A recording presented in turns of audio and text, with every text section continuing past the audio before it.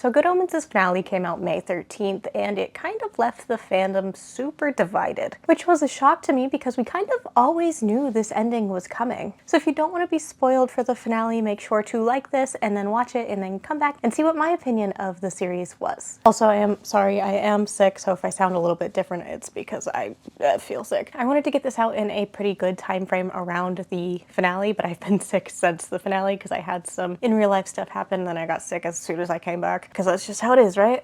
So bear with me, I'm sorry that I sound stuffy. But because a lot of you have asked my opinion and I felt like this was the easiest way as opposed to just typing up a whole thing, and it's more fun for you guys to watch me yap about Good Omens because it's one of my favorites. So, and be sure if you want to continue the discussion in the comments, I would love that, but be sure to be kind to each other. I'll be moderating as best as I can, but be nice. Everybody's human here. If someone's opinion or my opinion does not align with your own, let's just talk about the differences, but just be nice to each other while doing so, and that's it. And with that, let's jump into what I thought about the finale of Good Omens. For some context, if you are new here, I am Stella. I'm a cosplayer and a pop culture content creator who kind of just talks about whatever is on my mind lately, and lately it has been Good Omens because of the finale. As somebody who picked up the book in 2012 and has loved the book and then the series and so forth and onward since 2012-ish is when I read the book, and I have cosplayed Crowley as like David Tennant's Crowley since 2019 until then, and now in 2026, I am still a fan of Good Omens because I have loved the novel, the radio show, the series, the musical, everything in between, and it's just one of my favorite shows. The obvious giant elephant in the room here is that the original novel was a co-written project by Terry Prachett and somebody who I am not going to name because I don't feel like platforming him anyway, and I will be avoiding talking about him as much as I can. After all, Terry Prachett, when he was alive, said that he wrote 75% of the novel anyway, so it is mostly his creation. So I'm going to talk about it in a way that honors Terry and doesn't bring attention to the obvious elephant in the room. But as far as we know, this ending was stuff that Terry Prachett had talked about while he was alive for being the ending he wanted for Good Omens. And since the finale was handled by his estate and by Rob Wilkins, who runs his estate and his production company, it makes sense that this was in line with Terry's vision. So this finale was in very capable hands with Rob Wilkins because that is the man who covers all of the affairs for the estate of Sir Terry Prachett. If you don't know, Rob Wilkins was his personal assistant and then his business manager when he was alive and the producer of Good Omens from the first season onward. So he's been there the entire time. So if anybody was going to make decisions on how Good Omens was finished or produced, it would be Rob Wilkins on behalf of Terry Prachett. If you are going into this completely blind and don't know what Good Omens is at all, Good Omens as a novel was published in 1990, so it has been around for a very long time. But Pratchett had said that they made it because it was a kind of holiday. If it went badly, nobody would notice because it was just something they did for fun. Little did he know that it would become the success that it is in 2026, especially because he unfortunately passed away in 2015 because of complications with Alzheimer's. That doesn't mean that there was never plans to write a second novel. There actually was, and they did actually have plans to eventually maybe write a second novel. Though pen never made it to paper, they did have a kind of fleshed out story on what would happen with 𝙻𝙸𝙽𝙺 and Crowley if they ever made a second novel. And it became very clear when the trailer and such came out that they were going to follow this unwritten novel's plot. This novel, if it had been completed, would have been called 668 Neighbor of the Beast, and the plot for that novel has been floating around on the internet for some time. There's even been parts where David Tennant and Michael Sheen have talked about how it had been discussed with them through the production of the series. But it was essentially just a like, what are 𝙻𝙸𝙽𝙺 and Crowley up to at this time, and they would kick around ideas until they kind of came up with this second novel, but they never had the opportunity to write it. The second novel was created in the same way that 𝙻𝙸𝙽𝙺 and Crowley do their own plans, is drinking and then tossing ideas back and forth and seeing what sticks. But what they did kind of come to a realization for was the focus would be on the second coming and how Jesus came to earth in Thy Kingdom Airways with an entire security detail of angels. However, would get lost in New York City and 𝙻𝙸𝙽𝙺 and Crowley would have to go find them. And two, that the ineffable duo that we know and love would end up in the South Downs in a cottage, ending as it began in a garden. So let's talk about how season 3 went. Between losing the Antichrist and a former Archangel angel. Our favorite angel and demon duo are back again in Good Omens 3 to find the literal Christ, who seems to have wandered his way back to Earth once more. 𝙻𝙸𝙽 might have been right when he said he would lose his own head if it wasn't attached, because they keep losing things. And there's another apocalypse they have to stop because they stopped one in the first one and now they're stopping one now. But this, again, like I had said, was always the framework for the finale of Good Omens. Was 97 minutes give and take for like a recap and the credits enough time for this? Not really. Because this was at one point a completely scrapped project and was saved from that, I'm not gonna fault anything for being a little bit rushed. It's one of those few series that I'm going to give grace because they brought it essentially back from the dead to then gut everything, put it together, and try to make the best ending they could to honor Sir Terry Prachett and the cast and the crew and the fans, which is really sweet. So while I would be pickier about something that had the full production that it needed and the budget and such, this one is one of those cases where I give it a lot of leniency for that reason. So some plot lines did feel like they were scraped together because they were scraped together off the cutting room floor and put into a series that they tried to get as much of that original plot in to honor what it would have been and make it the best they could. After all, we all kind of noticed that Jesus's plot, which would have been the main plot in the novel, was cut because there just wasn't enough time to give him the ability to go to New York, get lost, have a lot more interactions with the other angels, such and such and such. Probably would have had Gabriel because Gabriel was supposed to be in the sequel and then just wasn't in the original novel, so that's a whole thing. And there's a lot of stuff. Despite that, they did give us a character arc in a mini way to make sure that we knew what, in a bigger, more perfect world, would have been a full series. So we would have had multiple episodes. But the finale would be damned if it didn't try, right? Since it was given the worst hand it could have gotten, besides outright cancellation. But like I said, there are pieces that kind of get pushed away for other plot pieces and to try to round out the story the best that they can for both the fans and to honor Terry's memory. So there are parts that are rushed, but we get the framework for what would have been there. Like, we would have maybe gotten a full episode that was the war in the fall. We might have gotten a whole episode that was Jesus just going around and blessing people and all of that stuff. We would have gotten more time for 𝙻𝙸𝙽 and Crowley to not talk and then to eventually talk. We might have gotten things where they actually like had time to confront their feelings, but they didn't have that because they didn't have the grace of time. I do love that with Jesus when he is trying to find Crowley on Earth. I do love that his guide on Earth when he is not trying to find Crowley, which, sidebar, I do love that Crowley took him. Like, one of my favorite season 1 moments was always that Crowley took Jesus to go see the world because he didn't have enough time to see it before everything happened. And that's one of my favorite Crowley-isms that I will address later because that will go into the finale decision thing. Like, put a pin in that, we'll come back to that later. I do like that the guide that he has on Earth is Harry the Fish. I think that's very cute because it is a reference to a character that is in the series, kind of, but is in the books, and it is the third child that gets lost in the Antichrist-Christ swap, because there's 2 kids that get swapped, and there's technically 3 babies, because there's the Antichrist and then the 2. So they swap those 2, and then there's a third one, and in the book they address the third one is, his name is Greasy Johnson, and he loves tropical fish. So Harry the Fish is kind of related to the Greasy Johnson thing, and I think it's cute that they address it. So while that character is too old to obviously be the same character, it is nice that it is just a little nod to the book. It would be a disservice to not talk about the finale and the decision that 𝙻𝙸𝙽 and Crowley come to, because that is the thing that is separating the fandom so much, and has polarized and started fights and such in the fandom since the finale aired. Some like it, some hate it, some think it's perfect, some think that there should have been more time because it wasn't a good ending because there wasn't enough time, and some people think that it would have been different if we had more time, but the thing is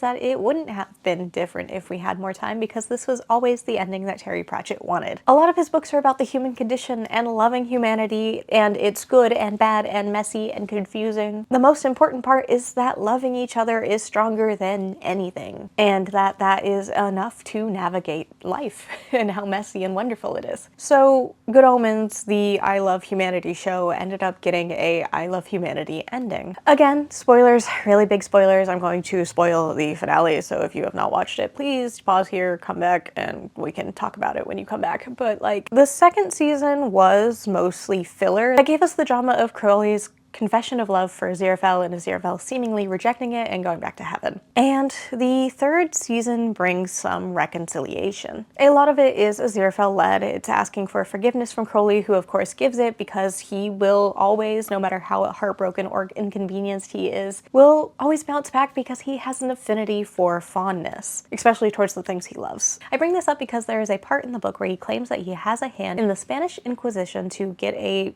glowing recommendation from hell for a job well done. But when this goes so badly to the point that Crowley is both disgusted and heartbroken and disappointed by humanity, his solution is to just sleep it off for like good 100 years. So it's a lot of how he copes with his feelings and a lot of how he copes with 𝙻𝙸𝙽 leaving him for heaven. He sleeps, he drinks, he lets the years pass. But despite it all, he still comes back to loving humanity, and in that same vein, he still comes back to loving 𝙻𝙸𝙽. Another thing of note for Crowley in this finale is that a lot of people think that this decision that him and 𝙻𝙸𝙽 make, led by Crowley's wish, is out of character. And I know that everybody's opinion is going to be different. I'm just going to put my cards on the table and let you know that this is what I see Crowley as, and if you don't agree, that is okay. But this is why this finale kind of fits for me, because this is how I've always seen Crowley as a character, just from the book and such and such. So I think Crowley would always choose humanity. The first job that he ever had, he was making the stars, and he gets told that 6,000 years after this, everything's just going to stop. It's one of the first things he's told as an angel, as far as we know, when he's doing his job. And he fought to try to stop that as a rebel angel. He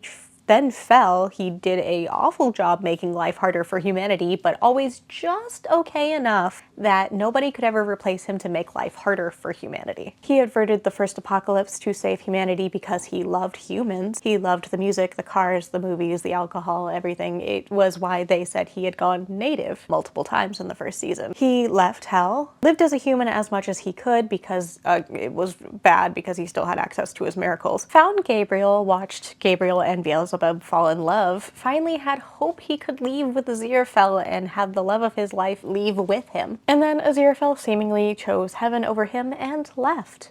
And yet he still stayed in Wickber Street to watch over the bookshop, never hated the humans who took his Bentley or threatened to burn down the bookshop. He hated that the universe was a rigged game and that there was no choices at all, because God made it that way more than he hated humans making their own little choices. And that's because there, as he saw it, was no free will. Everybody was just a pawn in her game. So they finally stopped the second apocalypse, which Crowley always knew was coming, because there was no way to not have the world just completely end. It was just postponed every few years and would continue to do so because that was what her plan always was. So they finally do stop the second apocalypse, and they find that there is nothing left. There's no humans, no angels, no demons, no hell, heaven, no earth, no universe. Just everything's gone. Just 4 celestial beings and a bookshop. All that work and effort to try to stop everything still just didn't end up working, and after 6,000 years, everything was gone. And that was the one question Crowley had always had, is why would that need to happen? The one thing that they never understood and always wanted to stop. And the question is, why would Crowley be happy with that? It makes sense they would never be happy with that ending. That's not a happy ending for them. 𝙻𝙸𝙽 wanted to stay in the bookshop with Crowley for eternity, and this was Crowley's time to finally realize that that would never make them happy. So that to me is why Crowley's decision is so in character. They love humanity, they always have, and they love how good and evil and human incarnate they can be. The line that they actually say in the show is a line directly from the book, which I thought was really fun. Where you find the real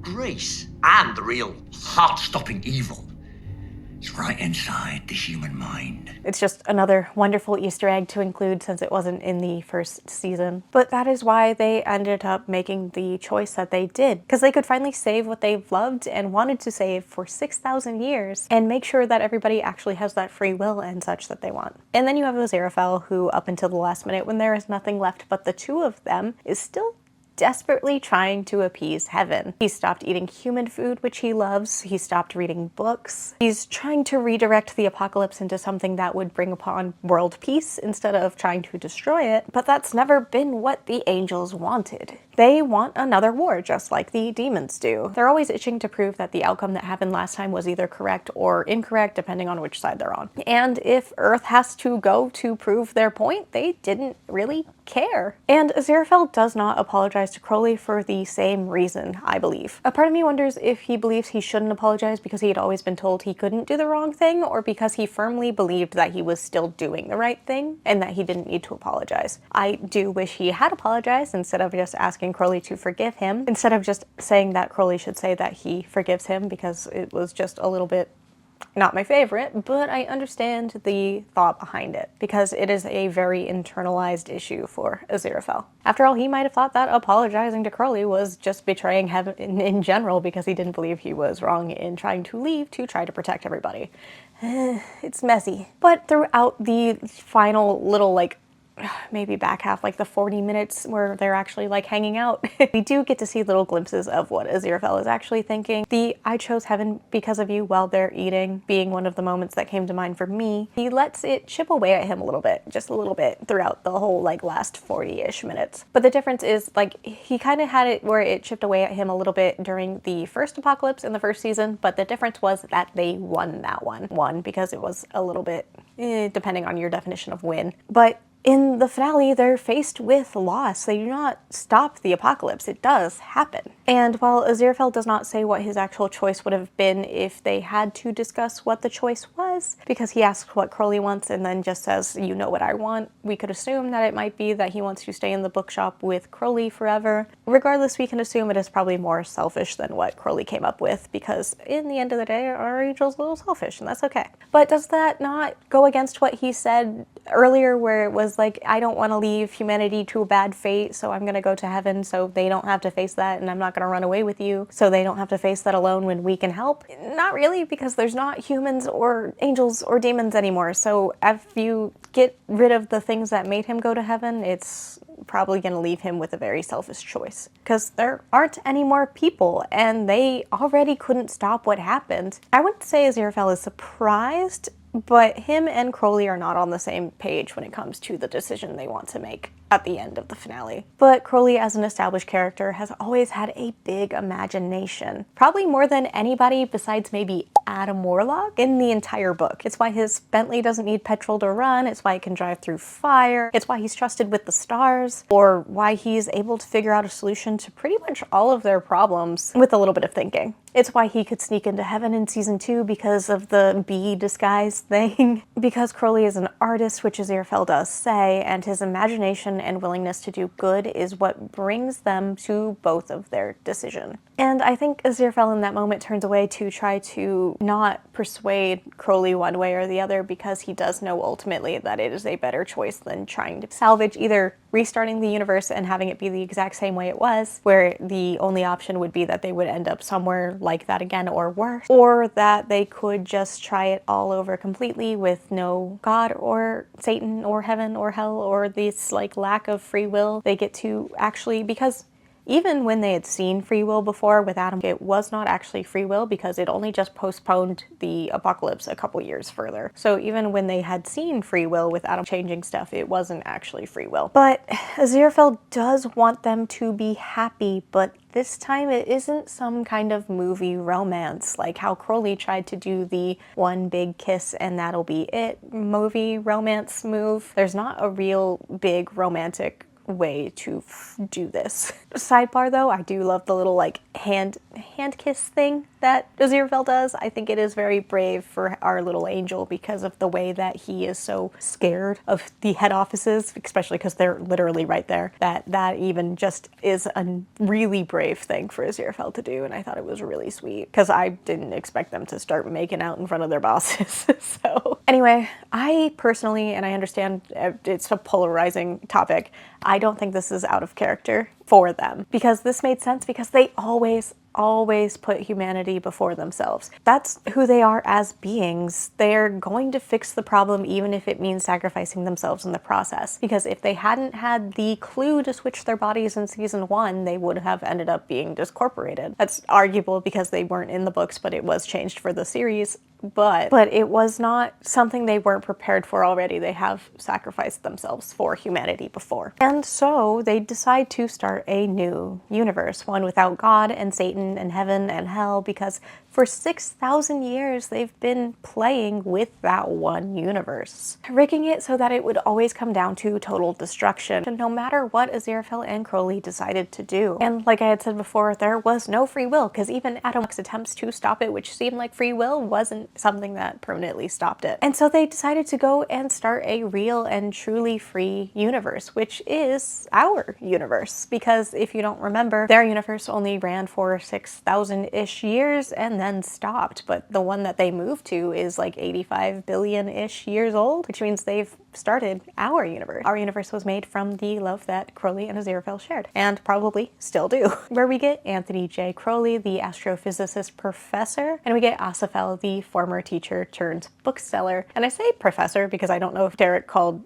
Anthony a professor in the way that like Mobius in Loki calls Victor Timely professor, and even though he's not, but professor. Anyway, we get to see their meet cute, and then we get to see that they have actually gotten married and 20 years later are still together. And we get the ending that we had always talked about, which is the cottage in the South Downs, even though they are now humans now, and not 𝙻𝙻𝙽 and Crowley, the angel and the demon. That is true to Sir Terry Pratchett's writing. Love and life does, in fact, find a way. And I understand that, again, everybody's opinions are going to be different, but I do want to address the fandom's concern that this ending means that 𝙻𝙻𝙽 and Crowley were tossed aside and not given their own chance. I don't want to say I find comfort in it, but something that does bring me comfort is kind of a couple of lines that were in the finale, and one of them being the line that God has where it says, "A story can't go past the pages of the book," which is then proven wrong because they then write in empty books and then continue on the story by making a new universe, and by that vein kind of open the world to fan fiction and kind of just like say, hey, even though we have ended this, you as fans can continue the story of Crowley and 𝙻𝙻𝙽, and we welcome it, without just flat out saying it. The other one that kind of brings me a lot of comfort is the fact that the show made a point to have the "your soul is very important to us" line, which means that it could be that these two characters that we then meet as Anthony and 𝙻𝙻 and all of the other cast that eventually meet up in that pub are still the same souls, just reincarnated in some sorts of ways. And then I do also enjoy the line that Satan has that is, "Let's not and tell them we did," which does fall into the fact that God does play games with the universe in this series, and that is a known fact and kind of the baseline for everything. Possible that this opens up the idea of a multiverse where both the 𝙻𝙻𝙽 and Crowley we know have to restart their universe and live that again, or they stay in that bookshop, or they are reincarnated into this new universe, or they aren't. They don't know because they're not going to know.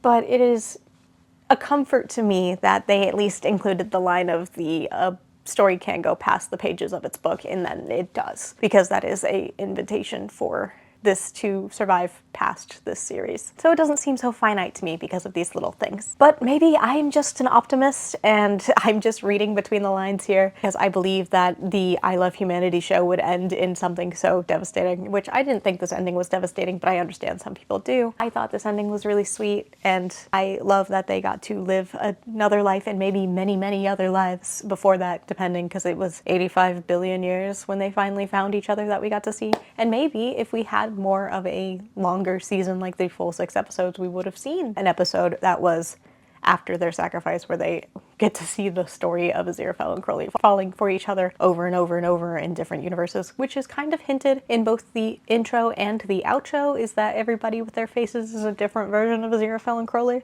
So food for thought there. It's just ineffable, if you will, that they will always find each other. But I am a Loki fan. I've gone through this sacrifice yourself for the people that you love story before, but I did think that this was the way this was always going to end. I think it was bittersweet, but also sweet, like emphasis on the sweet, that it came to this. And I think that was always the plan, because it is a very Terry Pratchett ending. I understand that that's not everybody's, and if you want to talk about it, definitely leave your comments and such. But this is my personal opinion because people have asked what my opinion of the finale was. Do I think it was queer baiting or any of that? No, I don't. I think that the few things we got were very sweet. I think that, like, the season 2 kiss was Crowley's desperate attempt to try to get 𝙻𝙻𝙽 to stay. It was what he had seen in movies. It's the running after your, like, the love of your life in the airport kind of lifeline. That is what Crowley thought was romance. and would be the thing that would keep them, like, would keep 𝙻𝙸𝙽𝙺. And when it didn't work, you know, Crowley went into their little drunk stupor, and then 𝙻𝙸𝙽 was trying to do the best he can, comes back. They don't really talk about it. They didn't really have time to talk about it. Maybe if it was 6 episodes, they would have talked about it, but they've never talked about their feelings, so I'm not so sure they would. And then you get 𝙻𝙸𝙽's little lifeline, which is the cute little kiss, and I think that was very sweet. I think that's very brave for our angel, because he's probably so scared in front of Satan and God. So I thought it was sweet, and I think it was, I've rewatched it twice, 3 times now, and I think it's really sweet. So I'm not too upset about it. And I'm glad that Terry Pratchett's ending finally got to see its way to fruition, because even if he's not here to see it, I think he would be proud of it, hopefully. All in all, if you loved or hated the ending, I hope you enjoyed this video, and know that this is just my personal opinion. It doesn't have to change yours. I'm not trying to sway anybody one way or the other. I just wanted to get my opinion out there. All I ask is that if you are a fan of the show, and if you enjoyed this video, to make sure that you are being nice to people who have opposing opinions than you.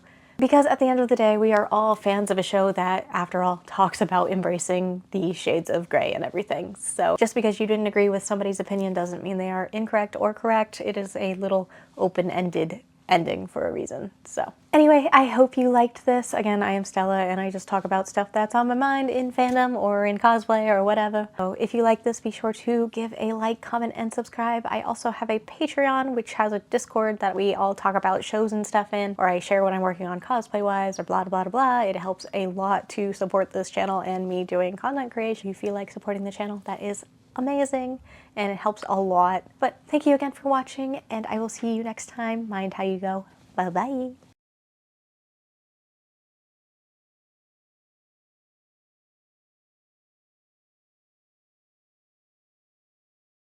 Also, I broke out the, I couldn't find my Good Omens shirt, and I wore it in the last video, so I broke out my Hedwig and the Angry Inch shirt, because Origins of Love is kind of the, like, theme song for this finale, so I thought it was fitting to wear my Tommy Gnosis shirt, so yeah.